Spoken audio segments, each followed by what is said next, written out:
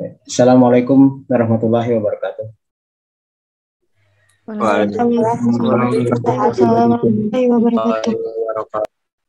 Baik, hari ini kita sudah memasuki kuliah ke-5 dari mata kuliah aspek hukum dalam ekonomi Islam. Yang akan kita bahas pada kesempatan kali ini adalah hukum kontrak menurut agama Islam.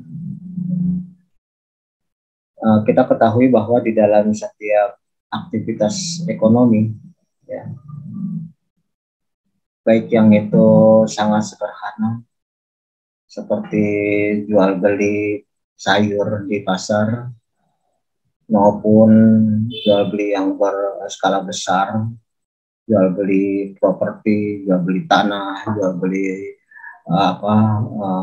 gedung dan sebagainya yang nilainya besar, itu pada dasarnya memiliki satu kesamaan, yaitu adanya suatu kesepakatan antara kedua belah pihak yang nantinya akan berujung pada adanya suatu perjanjian antara kedua belah pihak, ya. Dan kemudian perjanjian itu sendiri bisa dimuat di dalam suatu bentuk dokumen tertulis yang selanjutnya kita kenal dengan nama kontrak. Tapi ada juga yang hanya lisan. Untuk yang skala kecil seperti jual beli di pasar, tentu itu tidak dibuat dalam satu dokumen tertulis. Tidak ada kontrak antara penjual dengan pembeli. Tetapi pastinya antara kedua belah pihak itu ada kesepakatan dan ada perjanjian, meskipun perjanjian itu sendiri mungkin hanya ada di dalam hati mereka saja. Si penjual misalnya sepakat untuk menjual barangnya, yaitu apa, terus kemudian berupa apa, speknya bagaimana, harganya berapa, dan sebagainya. Dan dia kemudian berjanji untuk menyerahkan barang tersebut kepada pembeli. Meskipun mungkin itu tidak diucapkan, tapi pastinya dia sudah ada dalam hatinya keinginan untuk menyerahkan barang kepada si pembeli. Sementara si pembeli juga demikian, dia juga sudah membuat suatu kesepakatan dengan pihak penjual, ya, bahwa atas barang yang akan dia terima itu dia akan memberikan sejumlah uang sebagai pembayaran. Ya. Itu pasti terjadi meskipun itu merupakan suatu jual beli yang sifatnya sangat sederhana. Ya. Kalau untuk jual beli yang sifatnya memiliki nilai yang tinggi, ya, itu pastinya akan dibuatkan suatu dokumen tertulis yang selanjutnya akan ditandatangani oleh kedua belah pihak sebagai bukti dari kesepakatan yang mereka capai. Jadi kalau kita lihat di dalam suatu transaksi itu pastinya ada suatu kesepakatan atau ada perjanjian yang bisa dibuat dalam satu kontrak atau hanya lisan saja. Ketika suatu perjanjian yang berdasarkan kata sepakat antara kedua belah pihak itu sudah dibuat, maka kedua belah pihak menjadi terikat dengan apa yang sudah disepakati tersebut. Misalnya si penjual dia terikat untuk menyerahkan barangnya kepada pembeli, ya, dan dia berhak untuk menerima pembayaran. Sementara pihak pembeli dia terikat untuk menyerahkan sejumlah uang sebagai pembayaran dan dia berhak untuk menerima barang tersebut. Jadi kita lihat di sini bahwa dalam suatu perjanjian akan lahirlah apa yang namanya hak dan kewajiban dari masing-masing pihak. Ya. Kalau dikatakan bahwa suatu perjanjian yang sudah disepakati itu merupakan hukum yang akan mengikat kedua belah pihak, maka artinya kalau salah satu pihak yang sudah sepakat itu melakukan suatu ingkar janji atau wan prestasi, maka pihak lain yang merasa dirugikan itu berhak untuk mengajukan klaim, berhak untuk mengajukan tuntutan agar transaksi tersebut berjalan sesuai dengan apa yang sudah disepakati antara kedua belah pihak. Dari definisinya, kontrak atau perjanjian itu sebenarnya ada perumusannya di dalam pasal 1313 Kitab Undang-Undang Hukum Perdata atau KUH PDT, di mana menurut Profesor Subekti kontrak itu merupakan suatu peristiwa di mana seseorang berjanji kepada orang lain untuk melaksanakan suatu hal. Jadi kita lihat bahwa penjual itu berjanji kepada pembeli untuk melaksanakan penyerahan barang. Pembeli berjanji kepada penjual untuk menyerahkan sejumlah uang. Sebagai imbalannya, kedua belah pihak memiliki hak terhadap apa yang menjadi objek dari transaksi tersebut. Jadi kontrak itu merupakan suatu kesepakatan yang dilakukan bersama antara kedua belah pihak, ya, bisa berupa lisan, hanya ucapan saja, bisa berupa juga tulisan. Bahkan dalam suatu perdagangan atau jual beli yang sederhana seperti di pasar, lisannya itu hanya berupa suatu tawar menawar, lalu kemudian kedua belah pihak dalam hatinya berjanji untuk melaksanakan kewajibannya masing-masing. Tapi tentang saya akan melakukan penyerahan barang atau saya akan melakukan pembayaran itu jarang, biasanya ya tidak diucapkan. Kalau sudah tercapai kesepakatan ya langsung kedua belah pihak melakukan apa yang seharusnya mereka lakukan. Jadi kesepakatan tersebut baik lisan maupun tulisan itu disebut sebagai ijab qabul. Ijab qabul artinya serah terima, ya. Jadi ijab qabul itu tidak mesti merupakan ijab qabulnya orang nikah, karena sebenarnya orang nikah juga merupakan suatu kontrak antara kedua belah pihak, di mana kedua belah pihak memiliki hak dan juga memiliki kewajiban dalam suatu rumah tangga. Istri punya kewajiban terhadap suami, suami punya kewajiban terhadap istri. Istri punya hak dari suami, suami punya hak dari istri.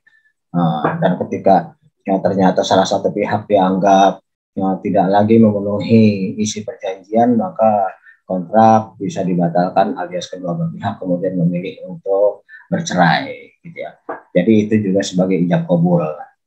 Di semua transaksi ekonomi dalam Islam itu pernyataan kesediaan untuk melakukan suatu hal itu disebut ijab qabul. Nah, ijab qabul inilah yang menjadi ikatan hukum bagi semua pihak yang terlibat untuk melaksanakan apa yang menjadi kesepakatan bersama. Kontrak atau kesepakatan itu sangat luas macamnya, sangat banyak ragamnya. Ya, seperti Anda dengan UNIS itu juga terikat kontrak di mana kedua belah pihak punya hak dan punya kewajiban. Kewajiban Anda sebagai mahasiswa adalah pertama tentu melaksanakan semua kewajiban-kewajiban yang menyangkut masalah keuangan. Selanjutnya, kewajiban Anda juga mengikuti semua perkuliahan. Ya, kewajiban Anda juga untuk menjalankan tugas-tugas yang diamanatkan oleh para dosen pembimbing. Ya, sehingga nanti setelah Anda mencapai atau melaksanakan semua kewajiban-kewajiban itu, Anda akan berhak mendapatkan nilai dari masing-masing pengajar, yang kemudian pada akhirnya di akhir dari masa perkuliahan itu Anda berhak untuk diwisuda menjadi sarjana. Nah, itu berarti hak dan kewajiban sudah Anda jalankan selaku mahasiswa. Nah, sementara UNIS juga memiliki hak dan kewajiban terhadap Anda. Ya, UNIS memiliki hak untuk mendapatkan pembayaran yang diwajibkan kepada Anda, dan UNIS juga punya hak untuk mengatur Anda dengan berbagai macam aturan tata tertib. Ya, itu haknya UNIS untuk melakukan pembagian kelas, melakukan pengaturan atau penunjukan siapa yang akan mengajarkan mata kuliah apa di semester berapa SKS, itu adalah haknya UNIS. Dan UNIS wajib menyelenggarakan itu, sehingga berarti antara kedua belah pihak punya hak dan kewajiban, di mana andai kata salah satu pihak melakukan kesalahan atau melakukan pelanggaran atau prestasi, maka pihak lain itu berhak untuk mengajukan klaim atau bahkan menjatuhkan suatu sanksi. Ya. Katakanlah misalnya Anda berhak untuk mendapatkan pengajaran yang optimal supaya menjadi aktor intelektual atau menjadi seorang cendekiawan sesuai dengan gelar kesarjanaan yang akan Anda peroleh. Maka ketika Anda mendapatkan seorang dosen itu ternyata tidak menjalankan tugasnya sebagaimana mestinya, tidak datang untuk mengajar, juga tidak memberikan penilaian yang objektif, atau hal-hal yang lain yang Anda anggap merugikan, tentu saja Anda punya hak untuk mengajukan klaim. Karena Anda melakukan pembayaran sebagai kewajiban dan Anda mendapatkan hak untuk mendapatkan suatu pola pengajaran yang sebaik mungkin. Gitu. Demikian juga UNIS punya hak untuk mengatur Anda, dan kemudian juga andai kata kemudian Anda tidak melakukan pembayaran, ya UNIS berhak juga untuk menjatuhkan sanksi. Misalnya nilai Anda tidak bisa dimasukkan ke SINA, nilai Anda tidak bisa keluar, atau Anda dianggap melalaikan kewajiban sehingga Anda tidak boleh lagi melakukan mengikuti perkuliahan dan sebagainya. Begitu juga dengan antara UNIS dengan para dosen, antara UNIS dengan pihak-pihak lain, ya, itu semuanya kalau ada kontrak maka kedua belah pihak itu terikat untuk melaksanakan semua kewajibannya, dan sebagai imbalannya mereka berhak atas sesuatu yang harus mereka dapatkan. Jadi dengan demikian hukum perjanjian itu juga bisa disebut sebagai hukum perikatan. Sama saja, ada orang yang mengatakan itu sebagai hukum perikatan karena adanya keterikatan kedua belah pihak terhadap kesepakatan, dan ada juga yang mengatakannya sebagai hukum perjanjian karena kesepakatan itu adalah bukti mereka sudah berjanji untuk melakukan sesuatu dan kemudian kedua belah pihak bersedia untuk menandatangani dokumen yang disebut sebagai kontrak. Jadi kalau kita lihat, kontrak itu adalah sumber hukum yang akan mengikat kedua belah pihak atau pihak-pihak yang terlibat di dalamnya. Kita tahu bahwa sebagai manusia dalam masyarakat kita terikat dengan perikatan atau perjanjian dengan pihak-pihak lain. Bahkan sebagai seorang yang mengaku beragama Islam, kita juga memiliki perjanjian atau keterikatan dengan agama kita, ya. Kita sudah berjanji setiap kali kita sholat mengatakan bahwa sesungguhnya sholatku, amal ibadahku, hidupku, matiku itu adalah hanya untuk Allah. Jadi kita terikat untuk hanya untuk Allah melakukan semua itu, ya. Jadi tidak mempersembahkan semuanya itu kepada selain Allah, termasuk dalam aktivitas ekonomi. Berarti kan kita sudah mengatakan inna sholati wa nusuki, semua sholatku dan semua amal ibadahku, sholatku dan semua amal ibadahku itu hanya untuk Allah. Berarti kita tidak boleh dalam beraktivitas ekonomi kita kemudian menjadi penyembah uang, menjadi penyembah harta, tidak boleh. Yang kita lakukan dalam aktivitas ekonomi adalah semata-mata menjalankan perintah Allah. Ya, wa ma khalaqtul jinna wal insa illa liya'budun. Kan Allah mengatakan begitu. Tidak aku ciptakan jin dan manusia kecuali untuk mengabdi kepadaku. Berarti dalam hal ekonomi juga kita tidak boleh mengabdi kepada yang lain, tidak boleh mengabdi kepada harta, tidak boleh mengabdi kepada uang semata-mata, tidak boleh mengabdi kepada material. Begitu juga kita sebagai anggota masyarakat di Indonesia, kita terikat dengan hukum perikatan lain, misalnya Undang-Undang Dasar 45. Nah, kita tidak bisa keluar dari koridor. Begitu juga dengan perundang-undangan yang lain, mulai dari undang-undang sampai kepada peraturan RT. Bahkan di rumah tangga sendiri kita terikat dengan peraturan yang dibuat oleh kedua orang tua kita. Tidak boleh kita kemudian berjalan sendiri seenaknya, karena tentunya akan mendapatkan sanksi. Anda katakanlah tidak patuh pada orang tua, tentu orang tua akan memiliki hak untuk menjatuhkan sanksi kepada Anda, entah apa bentuknya tergantung dari kesalahan tersebut. Tapi yang jelas mulai dari tingkat yang paling besar sampai yang terkecil, semua orang terikat dengan perjanjian-perjanjian dan juga terikat dengan peraturan, termasuk yang paling kecil sekalipun. Artinya kita sebagai zoon politikon, artinya kita sebagai makhluk sosial tidak bisa buat semaunya sendiri, ya, karena tertulis atau tidak tertulis kita terikat dengan berbagai macam. Beberapa waktu yang lalu kita juga mengatakan terikat dengan yang namanya norma, baik itu norma sopan santun, baik itu norma agama, baik itu norma moralitas dan juga norma hukum. Ya, jadi sebagai makhluk sosial yang hidup di tengah-tengah masyarakat, kita memiliki berbagai keterbatasan yang mengatur tingkah laku kita sehingga kita tidak boleh bertindak semaunya sendiri. Oke, sebentar Ajan, kita jeda dulu sebentar.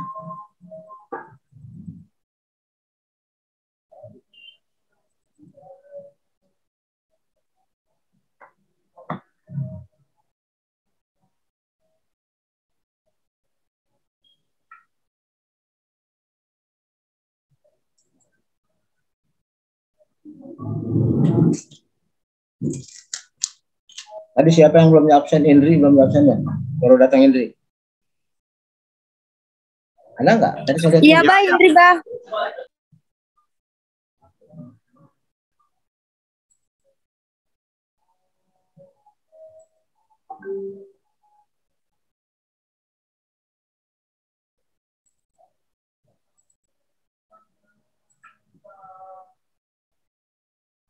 Ada lagi yang belum datang, yang baru datang? Ais Maulana, Pak.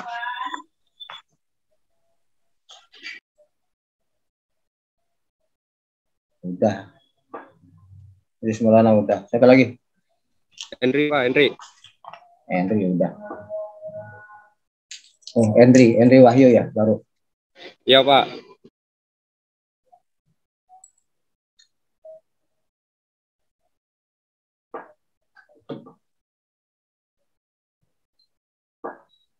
Amanda Hasrika, tugas untuk kelas ini udah dikirim? Sudah, Bah. Lengkap semua yang udah masukin? Sudah, Bah, ada 18 siswa.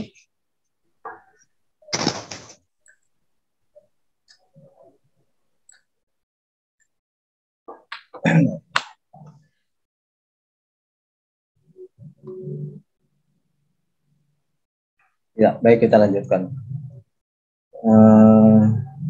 Jadi yang namanya hukum kontrak itu akan menjadi hukum bagi mereka yang terlibat di dalamnya. Ya.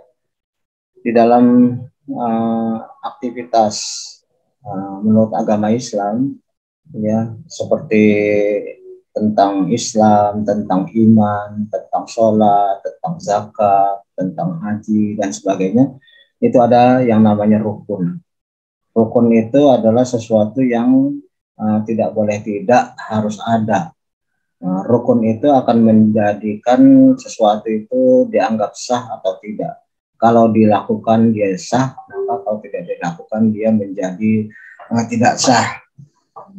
Rukun sholat, rukun haji, rukun iman, rukun Islam, kalau salah satu saja tidak dilaksanakan, maka itu dipertanyakan kesahannya. Maka dalam kontrak juga demikian, ada rukunnya, rukun akad. Rukun akad yang pertama adalah ada para pihak yang membuat suatu perjanjian atau al-aqidain.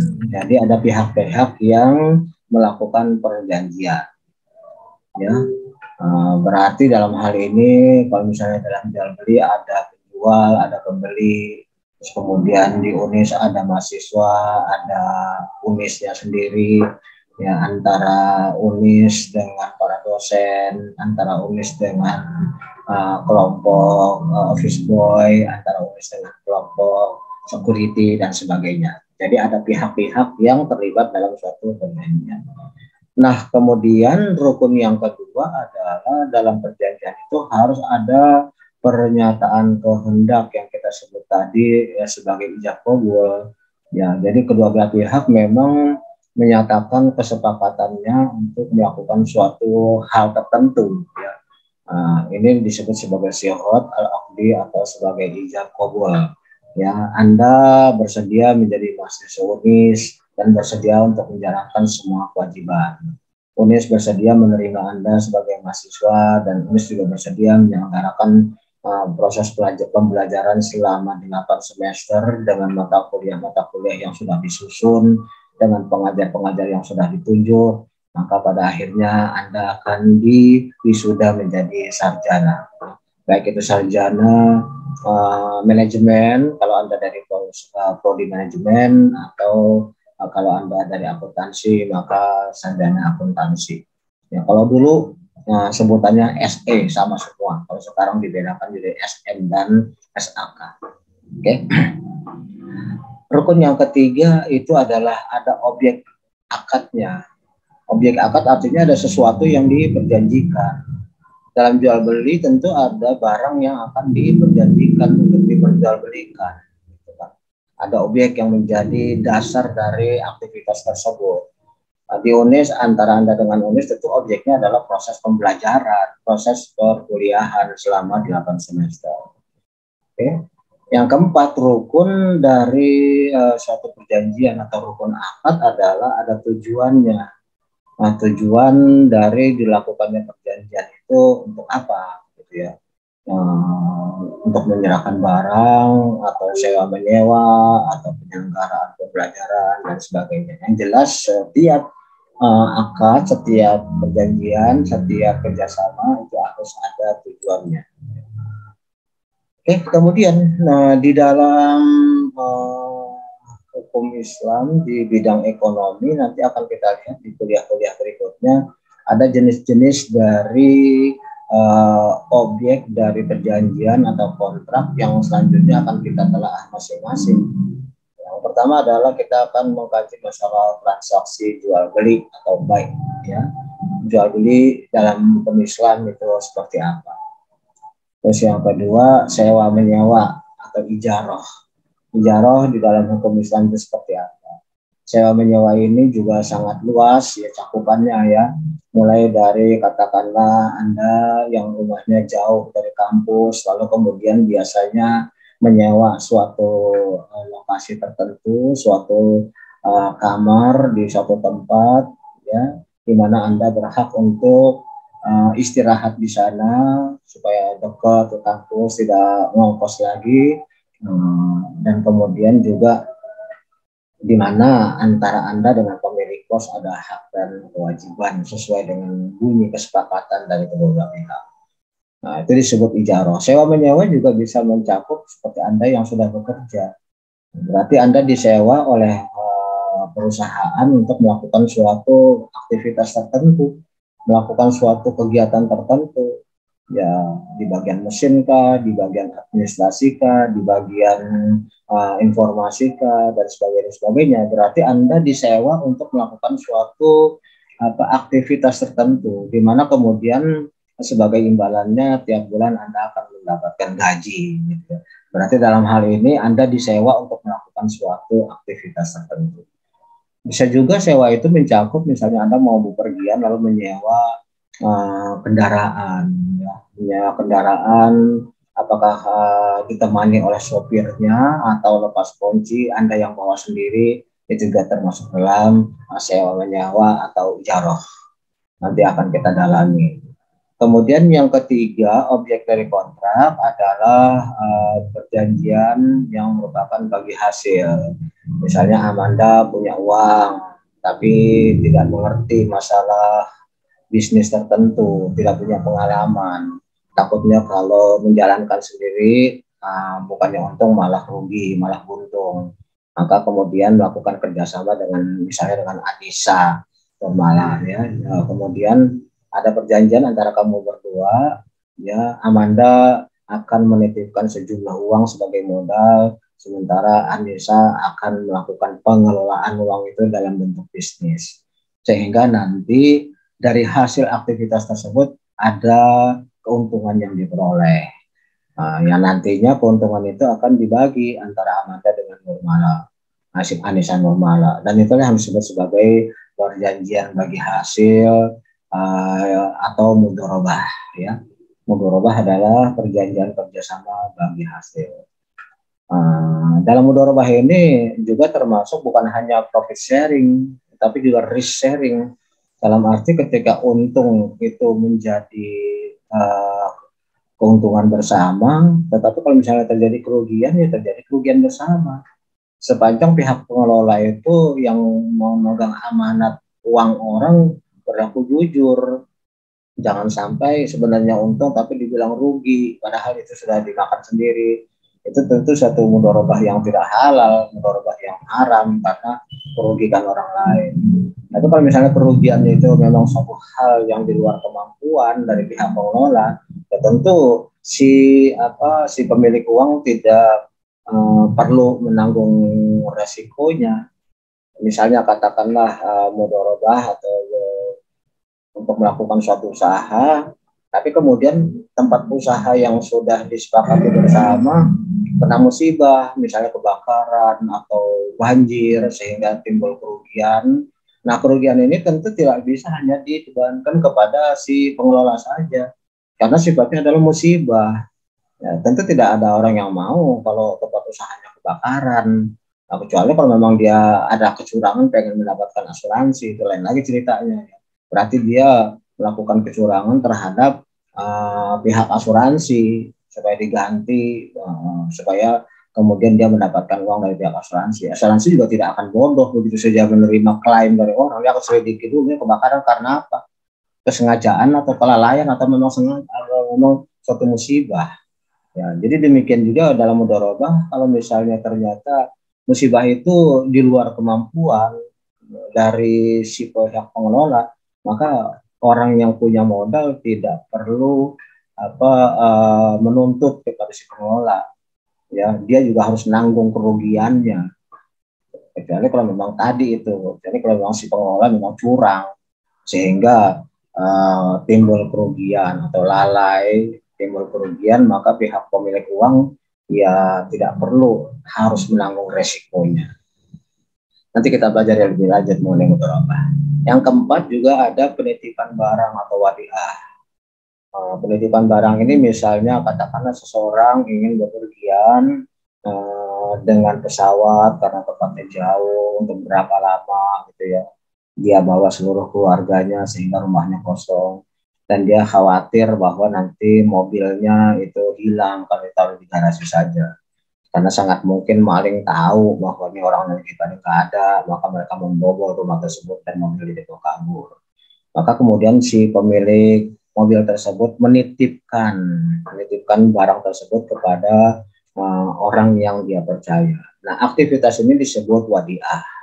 Akan kita pelajari juga nanti bagaimana wadiah ini, apa dasar hukumnya dan bagaimana pola. Yang kelima, objek kontrak atau perjanjian dalam hukum Islam juga ada syirkah. Syirkah artinya perseroan.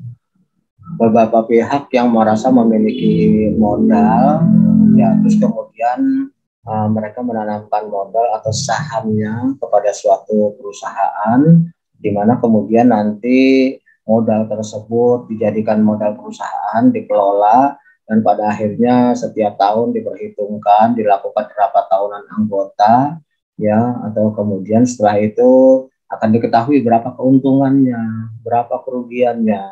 Nah, maka tentu para pemilik saham itu akan mendapatkan dividen, ya, atau pembagian keuntungan. Kalau ada resiko juga mungkin nanti akan dibagi bersama antara resiko antara para pemilik saham. Demikian juga koperasi.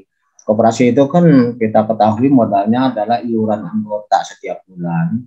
Juga ada yang namanya simpanan wajib dari para anggota, ada juga simpanan sukarela.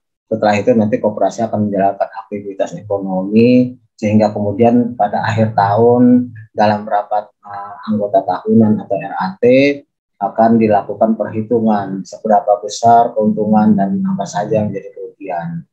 Nanti anggota koperasi akan mendapatkan SHU, sisa hasil usaha. Nah, itu semua digolongkan ke dalam aktivitas ekonomi yang bernama syirkah. Dalam agama Islam disebut syirkah atau perseroan. Yang keenam adalah pinjam meminjam atau ariah, ya. Baik itu pinjam meminjam barang maupun pinjam meminjam uang, ya. Bagaimana Islam mengatur masalah pinjam meminjam atau ariah ini. Kemudian yang ketujuh ada yang namanya hibah. Hibah adalah pengalihan hak milik dari seseorang kepada pihak lain, di mana kemudian hibah ini nantinya akan menjadi milik dari orang yang diserahkan hibah tersebut. Nah, apa saja jenis hibah dan bagaimana pengaturan hibah nanti juga akan kita pelajari lebih lanjut. Yang berikutnya ada penanggungan hutang atau kafalah. Nah, kafalah itu misalnya adalah seseorang ingin meminjam uang kepada pihak lain, tapi dia menjadikan orang lain sebagai penjamin hutangnya tersebut, penanggung hutangnya tersebut.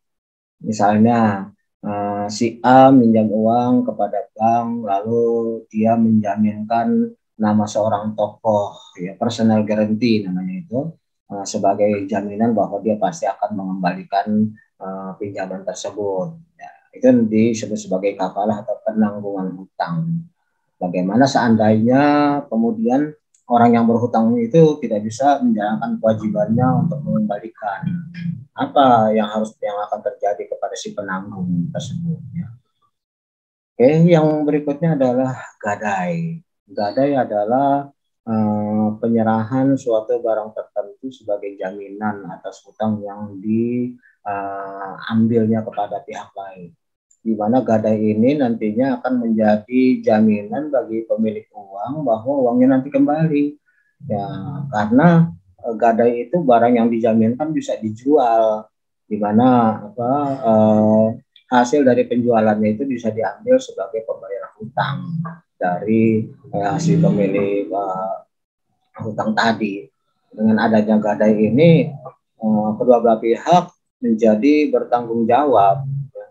Pihak pemilik uang dia akan aman karena ada jaminan uangnya tidak hilang. Sementara bagi orang yang meminjam, tentu dia akan ada semacam beban bahwa dia harus mengembalikan. Oleh karena itu dia selalu diingatkan bahwa barangnya masih ditahan orang lain dan dia punya tanggung jawab moral untuk mengembalikan. Kita tahu bahwa banyak orang utang lalu kemudian tidak bertanggung jawab oleh karena tidak ada tanggungannya. Ya, bagaimana Islam mengatur hal tersebut nanti kita telah lebih lanjut. Demikian juga penyerahan harta dari satu pihak kepada pihak lain itu bisa berbentuk, selain hibah juga bisa berbentuk wakaf. Penyerahan sebidang tanah untuk kepentingan umat, misalnya untuk dijadikan masjid, untuk dijadikan sekolah, ya, atau wakaf itu juga bisa untuk katakanlah dijadikan jalan tembus satu lokasi dengan lokasi lain, ya. Itu namanya wakaf. Begitu juga dengan misalnya saya memiliki harta, ya, lalu kemudian saya mengucapkan bahwa kelak saya ingin sebagian dari harta saya itu nanti diserahkan kepada satu yayasan untuk jadikan suatu madrasah, suatu sekolah atau suatu masjid. Dan kebetulan setelah mengucapkan niat seperti itu, umur saya nggak ada misalnya, itu merupakan suatu wasiat yang harus dilaksanakan oleh orang-orang yang ditinggalkan, yang diambil dari harta peninggalan si orang yang mengucapkan wasiat, gitu ya. Wasiat di sini bukan lampu Aladin, ya, lampu Aladin usap botol lalu keluar jin, itu bukan lampu wasiat. Kita wasiat dalam hal penyerahan harta dari satu pihak pada pihak lain. Begitu juga waris juga akan kita pelajari bagaimana Islam mengatur hak waris dari orang yang sudah wafat kepada para ahli waris. Siapa saja yang menjadi ahli waris, lalu apa saja yang bisa diwariskan dan apa dan bagaimana bentuknya waris, berapa persentasinya antara penyerahan dari satu ahli waris kepada ahli waris lain, nanti akan kita pelajari. Jadi banyak sekali hal-hal yang akan kita pelajari pelajari dalam mata kuliah ini yang menjadi objek dari kontrak, yang menjadi inti dari transaksi ekonomi yang akan kita lihat secara hukum Islam. Dari kuliah 1 sampai saat ini kita masih mempelajari dasar-dasarnya. Kita mempelajari masalah hukum sebagai dasar dari suatu transaksi ekonomi. Kemudian kita juga mempelajari landasan-landasan hukumnya, yaitu Al-Quran dan hadis, dan yang lain-lain menjadi landasan dari aktivitas ekonomi kita. Dan hari ini kita mempelajari hukum kontrak sebagai suatu perikatan antara orang-orang yang melakukan transaksi. Ini saya punya tiga kelas ya, 3 kelas dalam aspek hukum ini. Mata kuliah ini ada 1A akuntansi, ada 1B akuntansi, dan ada 3D. Kamu 3D ya? 3 apa ya? 3G, Bah. 3G. Nah, jadi ada 3G. Jadi 1A, 1B, dan 3G sama mata kuliah. Kalau untuk yang dasar-dasar seperti saya sebutkan tadi, itu kuliah kita masih sama. Makanya kadang-kadang kalau yang udah direkam oleh satu kelas, maka yang lain cukup menonton saja. Tidak perlu saya ngulang-ulang atau isi sama aja. Cukup dengan menonton saja. Tetapi kemarin 1A dan 1B belum saya rekam karena ada kendala di Zoom saya tidak bisa dibuka. Baru yang sekarang saya rekam, maka sebaliknya yang saya rekam sekarang ini akan menjadi wajib bagi 1A dan 1B karena mereka tidak direkam. Nah, untuk selanjutnya nanti kuliah kita akan membahas masing-masing topik tadi. Misalnya untuk 1A nanti saya akan membahas tentang transaksi jual beli atau baik ya. Kemudian 1B saya akan membahas tentang ijaroh, saya menyewa. Untuk 3G saya akan membahas tentang mudharabah. Begitu, berganti-ganti. Jadi berarti 3G juga punya kewajiban untuk melihat apa yang dibahas dalam kelas 1A, apa yang dibahas dalam kelas 1B. Karena saya tidak akan mengulang satu materi kepada kelas ya.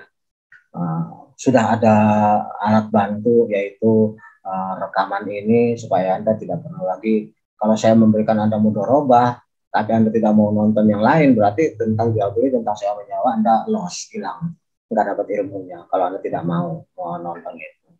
Begitu juga kalau misalnya kelas lain tidak mau nonton mudharabah, berarti mereka hanya mungkin mendapatkan materi tentang jual beli atau tentang sewa menyewa. Jadi Anda yang menginginkan lengkap ya, Anda harus menonton yang lain. Itu cara saya supaya kita bisa mengejar semua materi ini.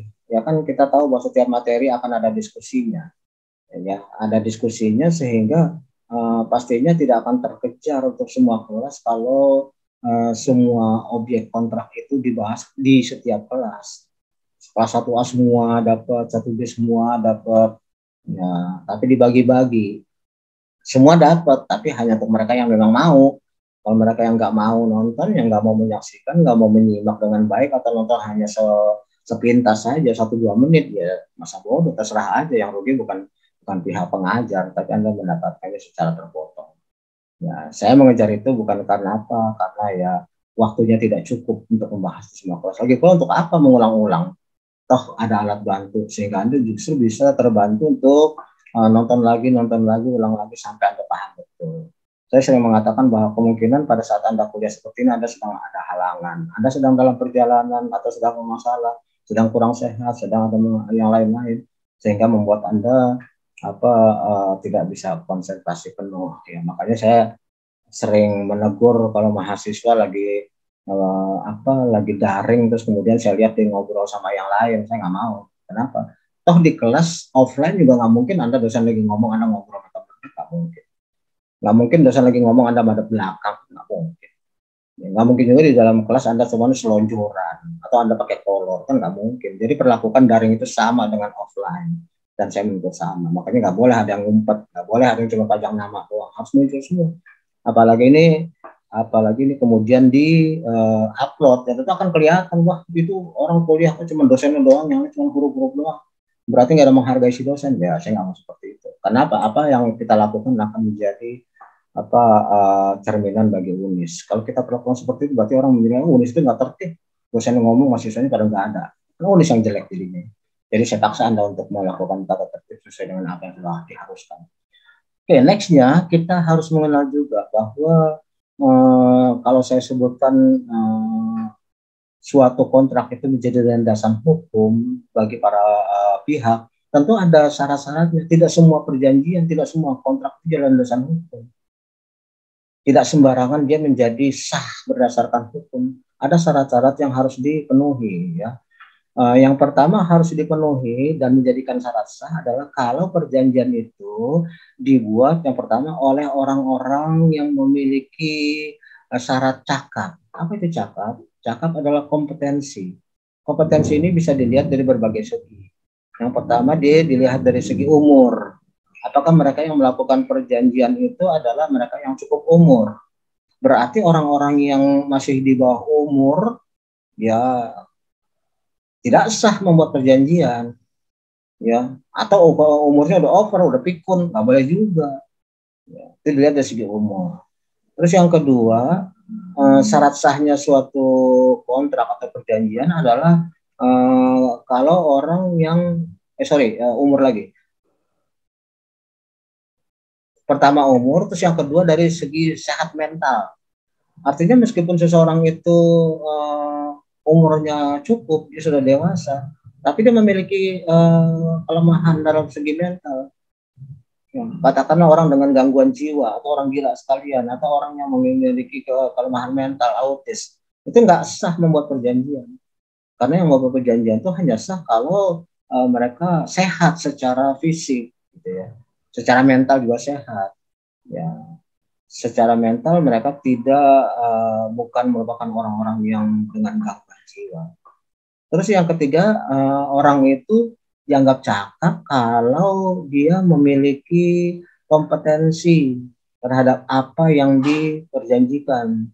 Misalnya Amanda mau jual barang sesuatu pada orang lain, tapi barangnya milik orang lain yang dititipkan kepada dia, ya berarti kan Amanda nggak punya hak terhadap barang tersebut.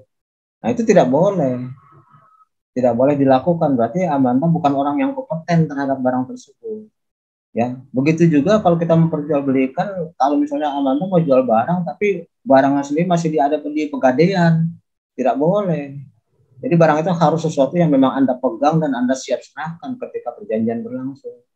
Tidak boleh ada di pegadaian. Nanti ya kalau udah lunas utang saya kepada pegadaian, nanti barang itu jadi milik kamu. Tapi si terima uangnya sekarang dong. Nggak boleh kayak gitu. Itu namanya jual beli yang tidak, perjanjiannya tidak sah. Atau misalnya kamu menjanjikan sesuatu yang belum ada. Saya mau jual ini nih, bapak saya mau ngasih motor, nanti motor itu saya jual kepada kamu. Motornya aja belum ada, mana boleh dijual. Berarti Anda tidak kompeten dalam hal ini. Oke, itu dilihat dari kecakapan, ya. Yang kedua, suatu perjanjian itu sah kalau ada kesepakatan dari kedua belah pihak. Kesepakatan artinya semua pihak itu rela, tidak dikelabui, tidak dibohongi, tidak dimanipulasi, tidak ada sesuatu yang ditutup-tutupi. Jadi kedua belah pihak sadar betul tanpa paksaan dari pihak lain untuk melakukan jual beli atau melakukan suatu transaksi. Kalau dia dipaksa atau dia dikelabui atau dia ditipu, maka perjanjian tersebut bisa dibatalkan dan perjanjian itu sendiri tidak memiliki kekuatan hukum. Hal yang ketiga adalah dalam satu perjanjian itu harus ada objek yang jelas, ya. Objek yang jelas di sini maksudnya adalah ada sesuatu yang memang secara jelas akan terjadi peralihan kepemilikan. Ya, jadi tidak boleh menjanjikan sesuatu yang belum ada. Nah, artinya kalau barang itu sendiri baru akan diserahkan kepada Anda, ya tidak boleh diberikan. Makanya dalam hal ini, dalam bidang pertanian sebenarnya ada selisih pendapat tentang apa yang dinamakan itu loh, apa namanya, ijon, ya. Penjualan barang hasil pertanian yang sekarang baru ditanam, akan tumbuh sekitar 3-4 bulan lagi, tapi udah diijonkan pada pihak lain, yang tentunya harganya sangat rendah karena si pemilik uang itu nantinya mengandung resiko. Iya, kalau tumbuh itu tanaman, kalau enggak gimana? Maka kemudian hasilnya jadi rendah. Itu dalam Islam ada yang menganggap bahwa hal itu tidak boleh, karena dalam objek jual beli harus ada sesuatu yang jelas. Kalau mau dijual ya nanti, kalau sudah tumbuh, sudah ada katakanlah singkongnya yang dijual, beras ya berasnya yang dijual, sudah ada barangnya, jadi tidak boleh diijonkan. Jadi ijon dalam hal ini ada yang menganggapnya sebagai suatu hal yang tidak boleh dilakukan karena mempunyai objek yang tidak jelas. Objeknya masih mengandung gambling, judi kan? Iya kalau tumbuh, kalau enggak gimana? Jadi itu syarat yang ketiga, adanya objek yang jelas. Syarat yang keempat adalah apa yang diperjanjikan itu tidak boleh sesuatu yang melanggar hukum. Jual beli ganja misalnya nggak boleh, jual beli anak perawan orang ya nggak boleh, ya, atau perjanjian itu katakanlah untuk melakukan suatu kriminalitas, ya berjanji untuk membunuh siapa gitu, nggak boleh, itu tidak sah. Oke, jadi Anda paham bahwa satu perjanjian akan memiliki kekuatan hukum kalau dia memenuhi syarat. Syarat pertama kecakapan, syarat kedua kesepakatan, syarat ketiga objek yang jelas, syarat yang keempat halal dalam arti keuangan. Oke, paham ya? Nah, kemudian kita lanjutkan. Dalam hukum perdata dan hukum Islam juga ada hal-hal yang bisa kita diskusikan. Hukum perdata adalah hukum antar orang, antar pribadi. Makanya hukum perdata disebut sebagai hukum pribadi, antar orang dengan orang. Kalau hukum pidana itu antar orang dengan negara. Ya, jadi negara dalam hukum pidana berhak untuk menjatuhkan hukuman, apakah itu hukuman penjara atau hukuman mati sekalipun. Tapi kalau perdata adalah urusan ekonomi atau urusan-urusan lain yang sifatnya orang tidak boleh menjatuhkan suatu sanksi tertentu kecuali hanya mengklaim pemenuhan apa yang sudah menjadi kewajiban dalam kesepakatan. Tapi tidak boleh melakukan penjatuhan hukuman. Hukum perdata yang berlaku di Indonesia itu adalah peninggalan Belanda. Ya. Jadi dia merupakan terjemahan langsung dari Bergelak Wetboek, ya, merupakan suatu kitab undang-undang hukum perdata di Belanda yang diberlakukan juga di Indonesia karena pada waktu itu Indonesia masih dijajah Belanda pada sekitar tahun 1836. Jadi hukum perdata Indonesia atau KUH-PER di Indonesia kan atau Bergelak Wetboek tadi itu umurnya sudah 200 tahun. Seharusnya Indonesia yang merdeka tahun 45 sudah mempunyai kitab undang-undang hukum perdata yang baru, ya. Tapi sampai saat ini KUH-PER masih berlaku karena yang baru belum ada. Begitu juga dengan kitab undang-undang hukum pidana. Kita masih pakai kitab undang-undang hukum pidana peninggalan Belanda, Wetboek van Slaafrecht voor Nederlands India gitu. Jadi itu semua hukum Belanda yang kita pakai. Padahal kita udah 77 tahun merdeka, tapi belum ada hukum yang baru. Baru kemarin itu dibuat rancangannya dan dibahas, tapi cukup ramai itu KUHP pidana. KUHP itu masih mengandung banyak hal yang harus diperdebatkan lebih lanjut karena seolah-olah banyak yang dirugikan dengan pasal-pasal itu. Sekarang masih berlangsung, belum selesai, tapi udah ada kemajuan. Jadi KUH pidana sudah dibuat, walaupun belum disahkan, masih dirundingkan. Sementara KUH perdata itu masih belum dibuat. Oke, jadi kita lihat perbandingannya hukum perdata dengan hukum ekonomi Islam. Pertama dilihat dari asas kebebasan berkontrak. Sama itu, hukum Islam maupun hukum perdata sama-sama mengandung kebebasan berkontrak. Artinya setiap orang berhak untuk melakukan perjanjian apa saja, dengan siapa saja. Syaratnya adalah yang tadi itu, yang 4 tadi, sehingga dia menjadi suatu perjanjian yang sah. Ya, perjanjiannya itu harus dilihat dari kecakapan, kesepakatan, objek yang jelas, dan halal. Jadi pada prinsipnya semua orang bebas untuk melakukan perjanjian apa saja, asas kebebasan berkontrak. Di KUH Perdata itu diatur dalam pasal 1338, Kitab Undang-Undang Hukum Perdata, sementara di ekonomi Islam diatur dalam surat Al-Maidah ayat 1. Silakan dilihat. Keduanya di Perdata maupun di Al-Quran bisa Anda lihat. Ya. Kemudian yang kedua, dalam hukum perdata maupun dalam hukum ekonomi Islam itu juga ada asas konsensualitas. Konsensualitas artinya ada suatu kesepakatan untuk melakukan suatu hal. Tidak boleh dipaksa, tidak boleh ditipu, tidak boleh ditutupi, tidak boleh manipulasi, harus jelas. Nah, sehingga dalam Islam itu disebut sebagai asas kerelaan, ar-ridho. Ya, jadi kedua belah pihak itu harus ridho, rela terhadap apa yang diperjanjikan. Di pasal KUH Perdata, asas konsensualitas ini bisa dilihat pasal 1320. Sementara di Al-Quran bisa dilihat pada surat An-Nisa ayat 29. Ya. Begitu juga yang ketiga, ada satu hal yang menjadi landasan hukum. Artinya suatu aktivitas hanya boleh dilakukan kalau ada landasan hukumnya, sehingga dia mengikat secara hukum. Jadi suatu hal yang belum diatur, belum ada aturan hukumnya tidak bisa mengikat. Dalam KUH Perdata ini disebut sebagai suatu asas pacta sunt servanda. Jadi suatu perbuatan hanya bisa dituntut kalau memang ada landasan hukumnya, udah ada aturannya. Itu di pasal 1338 KUH Perdata. Sementara ya di Al-Quran juga bisa dilihat pada Al-Maidah ayat 1. Kemudian yang berikutnya antara hukum perdata dengan hukum Islam, hukum perdata menginginkan adanya iktikat baik. Jadi jangan sampai ada orang melakukan perjanjian karena ada niat-niat nggak benar, niat menipu dan sebagainya. Ya, sama dengan Islam juga asas beriktikat baik. Kalau di perdata bisa dilihat pasal 1338 juga, tapi ayat 3 ya. Kemudian sedangkan kalau dia di Al-Quran itu bisa dilihat pada surat Al-Hajj ya, Al-Hajj ayat 24. Oke, saya kira demikian saja pertemuan kita kali ini, pembahasan kita tentang dasar-dasar hukum kontrak menurut agama Islam dan menurut KUH Perdata. Ya, saya akhiri, wabillahi taufiq wal hidayah. Wassalamualaikum warahmatullahi wabarakatuh. Waalaikumsalam warahmatullahi wabarakatuh. Terima kasih, Abah.